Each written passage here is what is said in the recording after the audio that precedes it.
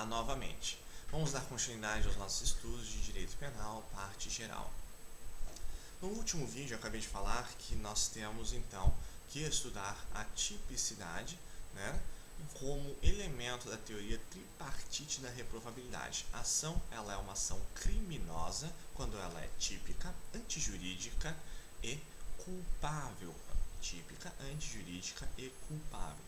Fazendo uma correlação com aquilo que a gente já estudou, temos então que ver só um elemento preliminar de tipicidade antes de nós passarmos a nossa aula sobre o dolo propriamente dito. Vimos nas aulas anteriores adequação social e insignificância, importantes princípios do direito penal. Eu falei que adequação social é um vetor de interpretação de toda a lei penal. Eu falei isso, se lembra?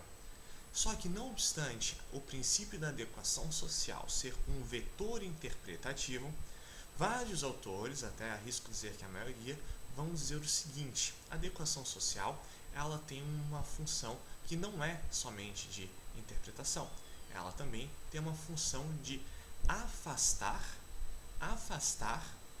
a chamada tipicidade material, tá? Então, eu tenho que explicar o que é tipicidade material, de que maneira isso se contrapõe à tipicidade formal e de que maneira tanto a adequação social como insignificância vem a afastar essa tal tipicidade formal ou material, Vamos pensar no caso da nossa tipicidade material. Subtrair algo de alguém, subtrair coisa alheia móvel, Artigo 155 do Código Penal. Se eu subtraio um objeto de pequeno valor, um chaveiro de madeira, eu estou me encaixando a uma subsunção da minha conduta ao tipo penal, aquilo que a lei diz. O fato diz uma coisa, a lei diz algo, e você encaixar a primeira premissa, fato, a segunda premissa, a lei, faz com que se decorra daí uma consequência jurídica. Está bem. Neste caso, você subtrai algo de mínimo valor, inexpressivo, sem periculosidade, assim por diante. Nós vimos os requisitos nas aulas passadas. Nessa situação, você está formalmente realizando a ação típica de furto. Você formalmente, seguindo o pé da letra, em sua literalidade, você está cometendo furto. Mas o direito penal se importa com isso? Não, porque o direito penal se importa com algo que vai além, se importa com a materialidade da conduta. Portanto, não basta a tipicidade formal. Formalmente falando, a pessoa acabou de cometer ilícito. Não, ela tem que efetivamente causar algo. E esse efetivamente causar algo representa a efetiva matéria do direito penal. Então, se você subtrai algo de pequeno valor, é possível que se incida o princípio da insignificância. E o princípio da insignificância vai afastar a tipicidade material. Você subtraiu algo, você formalmente realizou uma conduta típica. Mas você materialmente realizou uma conduta típica? Não, porque esse algo não é suficiente para o direito penal. Vamos lá. O mesmo acontece com a adequação social, não só com a insignificância, com a adequação social. A conduta que ela é adequada socialmente, o pequeno furo na orelha de um bebê pela mãe para colocar um brinco na orelha, essa conduta, ela também afasta a tipicidade material. Por quê? Porque, formalmente falando, colocar um brinco numa orelha de um bebê representa a conduta de uma lesão corporal. Formalmente falando, a mãe então é uma agressora, Ela está incorrendo no tipo penal. Isso única e exclusivamente formalmente. Materialmente falando, ela não fez nada. Por quê? Porque a lesão corporal não diz respeito àquela conduta, Ou seja, a adequação social, para grande parte da doutrina, vem a representar um princípio que exclui a tipicidade, mais precisamente a tipicidade material. Tipicidade, então, ela é composta pelos elementos objetivo e subjetivo. Objetivo, o elemento actus reus, a conduta em si, A conduta em si, e o elemento subjetivo, o dolo, a intenção, Interessante nós pensarmos o seguinte: Vamos supor que é esta mãe que faz um pequeno furo na orelha da criança, tá? Na orelha da criança. Essa mãe realiza todos os procedimentos normais, ela faz um furo com todo o cuidado possível, de uma maneira rápida, ela higieniza o respectivo instrumento e assim por diante. Mas vamos supor o seguinte, que essa mãe, no íntimo do seu ser, ela fosse uma pessoa sádica. Ela sente prazer ao ver o sofrimento, inclusive da própria filha. E vamos supor que no momento em que ela faz a conduta de lesionar essa respectiva orelha, ela faz com uma intenção, tá? Uma intenção. E ela agora, ela não simplesmente fura e estanca. Ela fura, tá? Mas ela fura de uma maneira mais lenta para ver a bebê chorar mais. Temos uma conduta que ela já é reprovável. E aliás, aqui nós já temos uma conduta que é realizada com uma intenção específica, lesionar alguém. Então temos que estudar o que é a conduta específica, o que é a intenção específica, o que é o querer ou não querer. Então temos que ver o seguinte, vamos passar um conceito de dolo. Dolo, pode anotar, é a vontade de uma ação orientada à realização de uma conduta tipificada, tá? Repetindo, o dolo é a vontade de uma ação orientada à realização de uma conduta tipificada. E aqui temos o seguinte, tá? Temos o seguinte. Você precisa saber que a conduta, ela é crime, tá?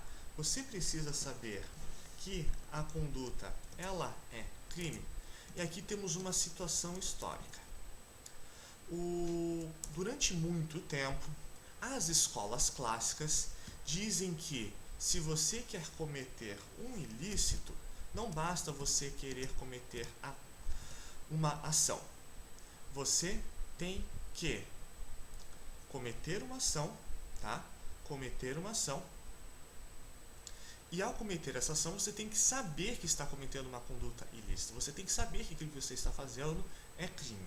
Durante muito tempo, vigorou este entendimento, tá? As escolas clássicas chegaram a defender esse entendimento. Você precisa não só querer algo, mas você precisa querer algo criminoso, que você sabe ser crime. E outra coisa, esse saber ser criminoso não decorreria de você saber ou não a lei. É você saber que é criminoso. Todo mundo sabe que matar alguém é crime. Ninguém desconfia disso. Ninguém desconfia que matar alguém é crime. Porém, pouquíssimas pessoas no Brasil e em seus países sabem qual que é a norma que tipifica o crime. Quem sabia no Brasil, antes de começar essas aulas aqui, os senhores, antes de começar essas aulas de direito penal, quem sabia que o artigo 121 do Código Penal é que vai disciplinar o que é o crime de homicídio? Não, ninguém sabe disso. Porém, todos sabem que homicídio é um crime. As teorias clássicas diziam o seguinte, ao querer se cometer um crime, não bastava você querer cometer a ação de disparar contra alguém, lesionar essa pessoa até a sua morte. Você tinha que querer algo que você sabia ser um crime, tá?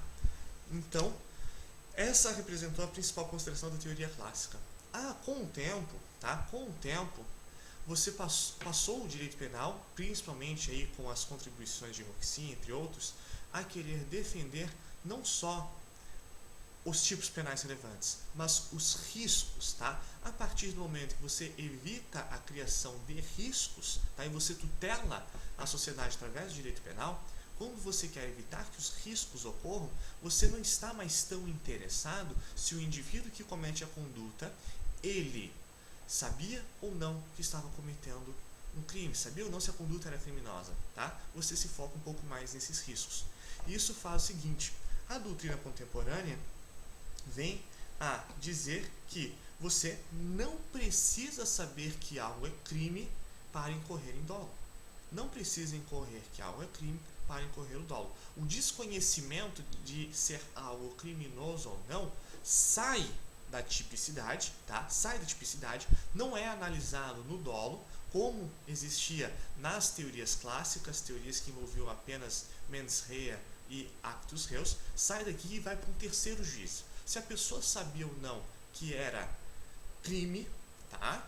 Isso será analisado em um outro âmbito, lá no terceiro degrau, que é o degrau da culpabilidade. Tá? Na análise do dolo, a gente vai deixar de lado se a pessoa sabia ou não que estava cometendo um crime. Tá? Isso será analisado em sede de culpabilidade. Segunda consideração.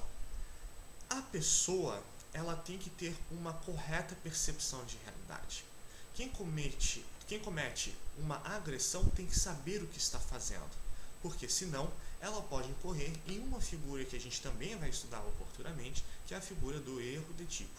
Tá? A pessoa que não tinha uma correta de percepção da realidade, a pessoa que estava transportando um saco com um pó branco acreditando ser talco, tá? Mas na verdade estava transportando cocaína. Né? Essa pessoa vai incorrer em uma conduta chamada de erro de tipo, que será estudado em seus pormenores posteriormente. Passadas essas grandes observações, nós temos que ver o que é o dolo. Tá? O dolo é a intenção, é o querer ação. Quem quer matar alguém vai então dar facadas com a intenção de tirar a vida dessa pessoa. É o querer uma ação, querer matar alguém. Isso é o chamado dolo direto. Dolo direto é a hipótese clássica, tá? Eu tenho aqui determinado objeto e esse objeto ele é subtraído para alguém que queria subtrair esse objeto. Temos aqui o dolo direto. Por vezes, tá? Por vezes surge uma outra modalidade de dolo, tá? Modalidade de dolo que é o chamado dolo de segundo grau. Então, o dolo direto seria o dolo de primeiro grau e o dolo de segundo grau, tá? Eventualmente representaria uma segunda conduta. O dolo direto de segundo grau, tá? Seria então a conduta de alguém que, para fraudar o seguro, tá? Fraudar no seguro, isso representa um ato ilícito, vem a explodir um navio sabendo que alguém vai morrer. Tá? Tem um barco, uma embarcação com apenas o seu respectivo capitão e o dono deste barco, tá? Sabe que o capitão está lá e ele quer causar um crime de fraudar o seguro, quer naufragar essa respectiva embarcação, causar um naufrágio para ter o direito ao seguro. Ele sabe que o capitão está lá. Ele sabe que ao causar a explosão o capitão vai morrer. Ele sabe disso. Com relação ao capitão, então ele responde por homicídio.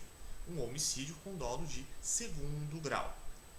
Outra modalidade de dolo que é muito símile, por vezes a distinção é tênue, porém há que se falar como sendo uma categoria autônoma, tá?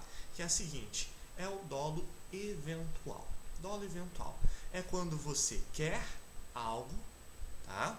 Você quer algo, tá? E você pode ou não querer as consequências desse algo. Ou ainda é quando você aceita o risco que a sua conduta está ensejando. É quando você concorda que algo aconteça.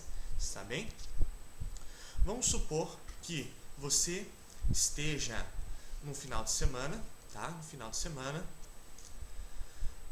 disposto a assistir a um jogo de futebol com seus amigos e assim por diante, tá? Mas só que na sua casa, bem no horário do jogo, acaba de ser aberta até uma inauguração de um culto, tá, ecumênico, de um culto evangélico que tem como característica naquele caso específico, tá? Até foi um caso real que aconteceu recentemente. Esse culto, né, vem a causar muito barulho e a pessoa fica muito nervosa com esse barulho bem no momento do jogo, quando está com a sua vida particular e assim por diante. E ela faz o quê? Ela, para ameaçar essas pessoas, ela fazer com que elas interrompam, né, o respectivo culto, ela dispara com arma de fogo contra essas pessoas. Disparar contra a multidão é um tipo penal específico, tá? Específico do Estatuto do Desarmamento, tá? Estatuto do Desarmamento. Mas vamos supor que ela, que dispara só para ameaçar, só para demonstrar sua força, venha infelizmente a acertar um dos membros da respectiva comunidade evangélica que participava deste culto. E agora, essa pessoa, esse agressor, ele poderia se defender. Eu não quis matar ninguém, eu só queria causar um susto, né? Eu não quis matar, eu nem conhecia a pessoa que estava lá. Por que eu iria querer matar um membro desta comunidade evangélica? Esse agressor poderia vir com esse argumento se nós tivéssemos no Brasil uma teoria clássica do dolo, em que só valesse o dolo direto. Ele efetivamente não quis a morte da pessoa específica. Porém, no direito brasileiro, você não pune única e exclusivamente aquele que quer a morte da pessoa específica. Você pune aquele que concorda com a morte da pessoa. Ao disparar contra uma multidão de religiosos, de crentes, enfim, você consentiu, ainda que por um lapso de tempo muito pequeno, você poderia matar alguém. E, eventualmente, esse agressor matou a pessoa. Ele responde pelo homicídio praticado, sim ou não? A resposta é sim. Ele, no íntimo do ser, não queria a ação, mas ele concordou com a ação. Ele concordou com a ação. Tá? Portanto, ele vai responder sim. O elemento actus reus está presente, ou seja, tipicidade objetiva. Ele matou alguém, tirou a vida de alguém, então ele responde. E o elemento dolo também está presente. Tá? Terceiro ponto do dolo, tá? Quer dizer, quarto, né? Vimos dolo direto, vimos dolo de segundo grau, vimos dolo eventual. Vamos ver agora a maior tendência doutrinária com relação à acepção do dolo. Com relação à acepção do dolo. É uma figura específica. É a chamada figura da willful blindness, tá?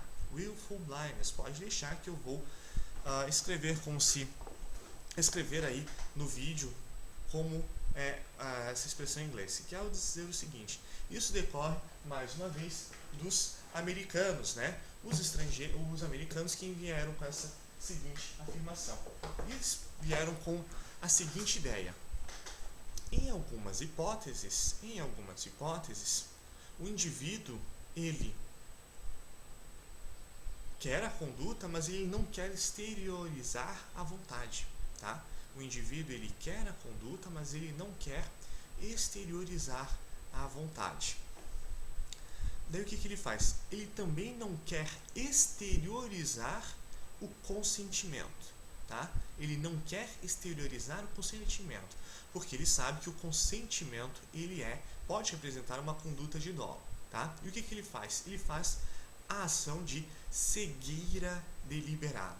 Cegueira deliberada. O que é a cegueira deliberada? É quando a pessoa quer se fazer indiferente, ou seja, cega, ela quer se cegar, ela quer evitar conhecer uma situação, tá? Porque se ela evita conhecer essa situação, ela evita exteriorizar um ato de consentimento. E essa teoria é muito importante porque ela tem sido utilizada no Brasil, e nós já temos condenações recentes no âmbito da Lava Jato para os crimes de corrupção, crimes de colarinho branco, né, os crimes cometidos por empresários e assim por diante. Nós temos essa doutrina da willful blindness sendo muito recorrente no Brasil.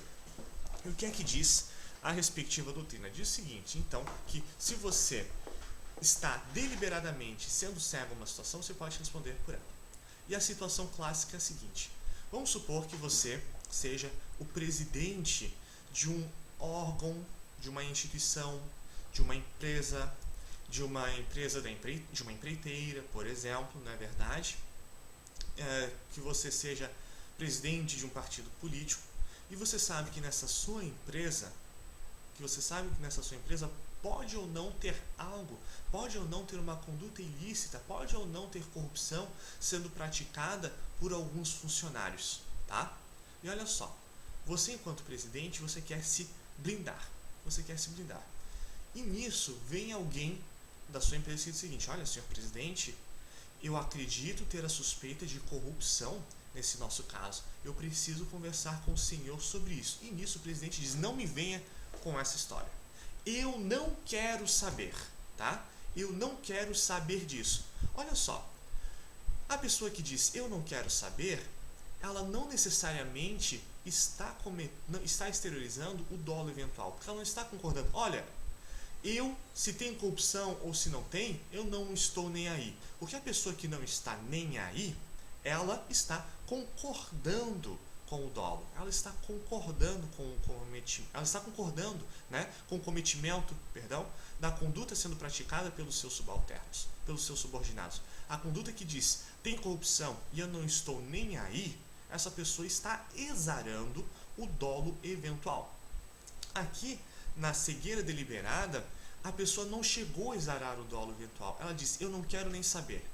Ela evita exarar o dolo eventual, mas pelas circunstâncias você sabe que ela está concordando. A pessoa que quer se manter indiferente a uma corrupção que pode estar sendo praticada pela sua empresa, pelo seu partido político. E é até interessante, quando começaram a ser publicizados os primeiros vídeos da Lava Jato, né, as audiências são públicas, no direito processual penal brasileiro as audiências são regra geral pública. Quando esses primeiros vídeos eram disponibilizados e muitos estavam até pouco tempo disponíveis no YouTube, era muito interessante você ver os dirigentes de certas empreiteiras do Brasil dizendo o seguinte, olha doutor, referindo-se a ninguém menos do que Sérgio Moro, diga-se passagem, dirigente, né, presidente de empreiteira dizendo o seguinte, não vou dizer nomes, tá? Não vou dizer nomes. Dizendo o seguinte, olha doutor, eu sei que tinha algo acontecendo, eu não sei exatamente o que tinha acontecendo. Uma vez veio lá alguém falar comigo, mas eu disse, olha, disso aí eu não quero nem saber. Doutor, eu não queria nem saber se tinha um problema lá com o partido político tal, se veio um político procurar a gente. Eu disse, eu não quero nem saber. Esse problema vai ficar nas mãos da pessoa C. Vai ser esse o meu subordinado. Essa pessoa que diz, esse problema vai ficar com este outro meu subordinado, ela está tentando lavar as próprias mãos. Ela está tentando se isentar dos seus deveres. Ela está tentando se isentar dos seus deveres de cuidado intrínsecos à posição de presidência de uma empresa e assim por diante. Essa pessoa está cometendo os atos de willful blindness. E era muito claro. Pena que os vídeos foram tirados da internet, que até compartilharia com os senhores, mas isso era muito claro. Casos de empresários que diziam o seguinte, alguém me procurou, mas eu não quis nem saber. Eu não quis nem saber. Se a pessoa não quer nem saber, não tem como exarar o dolo eventual. E a pessoa diz o seguinte, olha só, a pessoa, o dirigente, o presidente, fala o seguinte, eu não quis nem saber, esse problema fica com o meu subordinado C, ficou com o meu diretor C, ficou com o meu vice-diretor tal. Nesse caso, a pessoa está tentando se blindar. Se a pessoa quer se blindar, ela pode responder sim pelo ato praticado, tá? Pelo ato praticado. Concluindo, no direito brasileiro já não se fala mais de uma teoria do dolo pelo consentimento, como se falava. Agora a teoria é do assentimento. Se você, ainda que minimamente concorda com a prática de um ato, ainda que você não exteriorize esse meu consentimento, você responde por dolo sim. Responde por dolo sim. Está bem? Esse é, então, a nossa teoria que está vigorando no direito brasileiro. É a teoria do assentimento. Você pune o dolo direto, que é o querer, é o dolo direto de primeiro grau, o querer, o direto de segundo grau, que é o querer algo, sabendo que vai causar outra conduta ainda. Você pune o dolo eventual, vamos pensar em um caso de dolo eventual. Você concorda ao realizar malabarismos com facas cortantes em uma praça pública que você pode lesionar pessoas que estão próximas. Você não se importa que passem pessoas perto de você. Você não se importa que a faca esteja muito afiada. Ao concordar com isso, se você lesiona alguém, você responde por lesões corporais, né? Dolosas, tá? Dolosas. E, por fim, se você tem aqui a situação da empresa, se você quer se manter indiferente a uma situação, desde que você tenha um dever de cuidado, você também incorre em dolo, tá? Você também incorre em dolo. Última categoria da aula de hoje é o chamado préter-dolo. Préter-dolo. Préter-dolo. E agora eu já tenho que começar fazendo uma grande observação com relação à ideia de préter-dolo. Se você estiver lendo algum livro que não seja da mais elevada qualidade, às vezes um livro excessivamente resumido, ou às vezes alguma aula voltada para concurso público em que o profissional que me leciona a respectiva aula não esteja bem preparado, você vai ouvir algo e esse algo é incorreto, tá? Cuidado, você que vai estudar pré-ter-dolo para concursos públicos e assim por diante, você vai escutar o seguinte: pré-ter-dolo é o dolo na primeira conduta e culpa, algum tipo de culpa na conduta seguinte. É você lesionar alguém só para lesionar, mas as lesões foram tão fortes que a pessoa morreu. Esse conceito é muito recorrente, só que está incorreto.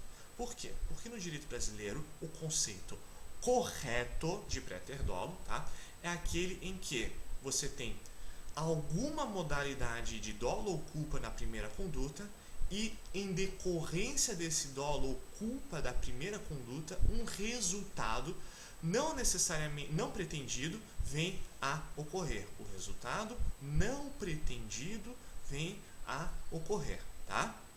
Não é simplesmente dolo na primeira conduta e culpa na segunda. Qual que é o exemplo clássico, tá? Em que eu vou explicar. Você quer lesionar alguém. Você quer lesionar muito fortemente alguém para dar um susto nessa pessoa, tá?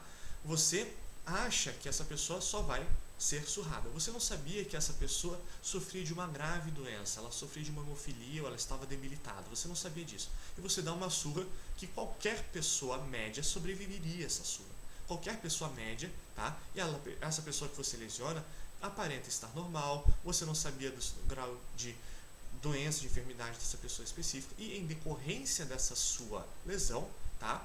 Essa pessoa morre. Há um nexo de causalidade entre a morte dessa pessoa e o que você cometeu. Só que você não tinha intenção de matar, mas ela mesmo assim morreu.